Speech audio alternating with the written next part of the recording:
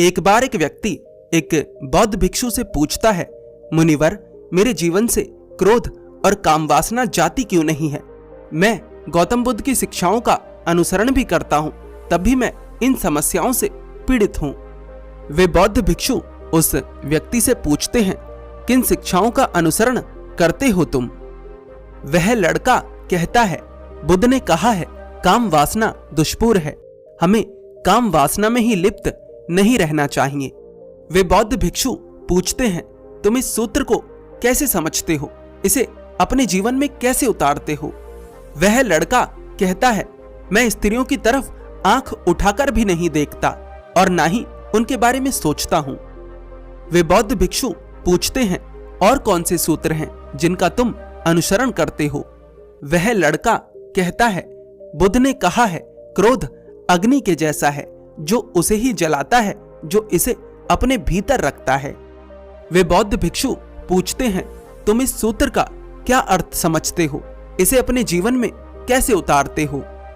वह लड़का कहता है, मैं शांत रहने का प्रयास करता हूं। जब क्रोध से भरे विचार मेरे भीतर उठते हैं तो मैं उन्हें रोक लेता हूं, पर कभी कभी मेरा क्रोध फूट पड़ता है, मैं अपने ऊपर संयम नहीं रख पाता।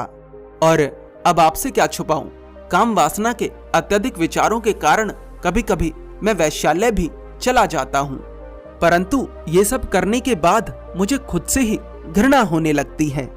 वे बौद्ध भिक्षु उस लड़के से उसकी उम्र पूछते हैं। वह लड़का अपनी उम्र 25 वर्ष बताता है। वे बौद्ध भिक्षु उस लड़के से पूछते हैं, क्या तुम्हारा विवाह हो चुका है? वह लड़का कहता है, नहीं, अभी मैं कुछ कमाता नहीं हूं, इसलिए मुझसे विवाह कोई नहीं करना चाहता। वे बौद्ध भिक्षु कहते हैं, ना तो समस्या काम वासना है और ना ही क्रोध। समस्या ये है कि तुमने बुद्ध की बातों का गलत अर्थ निकाल लिया है। तुम उस बात से चूक गए हो जो बुद्ध कहना चाहते हैं। तुम्हारा ज्ञान अधूरा है और वही तुम्हारे जीवन में जहर का कार्य कर रहा है। इस उम्र में स्त्रियों की तरफ आकर्षण होना स्वाभाविक है। काम वासना का उठना पूरी तरह से प्राकृतिक है। काम वासना ना तो अच्छी है और ना ही बुरी, ये तो इस पृथ्वी पर जीवन के लिए आवश्यक है। बुद्ध ने कभी भी काम वासना को बुरा नहीं बताया और ना ही इसे दबाने पर जोर दिया। वो तो लोग हैं जो बुद्ध की बातों को सुनकर कुछ भी अर्थ निकालते हैं और लोगों के बीच भ्रांतियां फैलाते हैं, और इन भ्रांतियों के कारण ही लोग काम वासना जैसी प्रबल ऊर्जा को रूपांतरित करने की बजाय इसे दबाने का प्रयास करते हैं, और इस दबाने के ही कारण ऊर्जा क्रोध बनकर बाहर आती है। वह लड़का पूछता है, तो क्या इसका अर्थ यह है कि हमें काम वासना में लिप्त रहना चाहिए? वे बौद्ध भिक्षु कहते हैं, इस दुनिया में हर व्यक्ति वो करने के लिए स्वतंत्र है जो वह करना चाहता है। काम वासना निश्चित रूप से आनंद देती है, परंतु वह आनंद क्षणिक है। परंतु मनुष्य की खोज एक ऐसे आनंद के बारे में है जो कभी खत्म ना हो।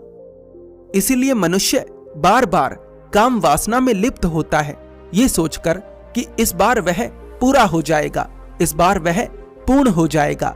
लेकिन हर बार अंत में उसके हाथ हताशा लगती है, निराशा लगती है। अंत में वह अपने आप को खाली ही पाता है, जिसके कारण उसके जीवन में दुख बना रहता है। काम वासना दुष्पूर है, हमें काम वासना में ही लिप्त नहीं रहना चाहिए।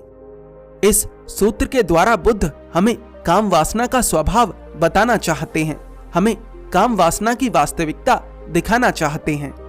ज्यादातर लोग अति में सोचते हैं, या तो वे किसी चीज को अच्छा मानते हैं या बुरा, परंतु बुद्ध अति से ऊपर उठकर वास्तविकता को देखते हैं और वास्तविकता को ही दिखाते हैं। वह लड़का पूछता है, तो अब मुझे क्या करना चाहिए? कैसे मैं एक अच्छा जीवन जी सकता हूं? वे बौद्ध भिक्षु कहते हैं, यदि संसारी जीवन जीना चाहते हो तो विवाह कर लो और अपने परिवार के साथ ईमानदार रहो। बुद्ध ने संसारियों को अलग सूत्र दिए हैं और सन्यासियों को अलग।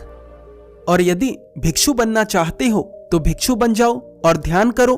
वैसे तुम ध्यान बिना भिक्षु बने भी कर सकते हो, पर जो भी रास्ता चुनो उस पर पूरी ईमानदारी के साथ चलो। ईमानदारी का संबंध दूसरों की नजरों में अच्छा बनने से नहीं है, ईमानदारी का संबंध अपनी खुद की नजरों में अच्छा होने से है। समस्या पर पर्दा डालने से समस्या नहीं छिपती, उसे स्वीकारने से वह छिपती है। छिपना भी कहना गलत है, स्वीकारने पर वह समस्या विलुप्त हो जाती है। यदि क्रोध आता है तो उसे स्वीकारो, काम वासना उठती है तो उसे भी स्वीकारो। किसी भी ऊर्जा के प्रति घृणा का भाव मत रखो। या तो ऊर्जा को रूपांतरित करो या फिर उसका उपयोग करो। एक संसारी काम वासना की ऊर्जा का उपयोग करता है और एक सन्यासी काम वासना की ऊर्जा को रूपांतरित करता है। स्वीकारना जागरूकता है और नकारना नींद। जागरूकता में ही तुम वास्तविकता को देख सकते हो, और जब एक बार वास्तविकता दिख जाती है फिर कुछ करने की आवश्यकता नहीं होती। जैसे आग जलाती है, जिसने इस वास्तविकता को एक बार देख लिया वह बार बार आग में हाथ थोड़ी देता है। ठीक इसी प्रकार तुम जिस भी चीज की वास्तविकता देख लेते हो उससे ऊपर उठ जाते हो। यदि तुमने क्रोध की वास्तविकता देख ली तो तुम उससे ऊपर उठ जाओगे, और यदि तुमने काम वासना की वास्तविकता देख ली तो तुम उससे भी ऊपर उठ जाओगे। क्रोध जलाता है, यह बात सत्य है, यह क्रोध का स्वभाव है, परंतु इसे तुमने ही पाला है, अपने भीतर की ऊर्जाओं को दबाकर, उन्हें नकार कर, उन्हें स्वीकार ना कर कर। यदि क्रोध बेवजह उठता है तो वह तुम्हारी दबी हुई भावनाओं का रूप है, और क्रोध की प्रबलता ये बताती है कि कितनी प्रबल भावनाएं तुमने दबा रखी थीं।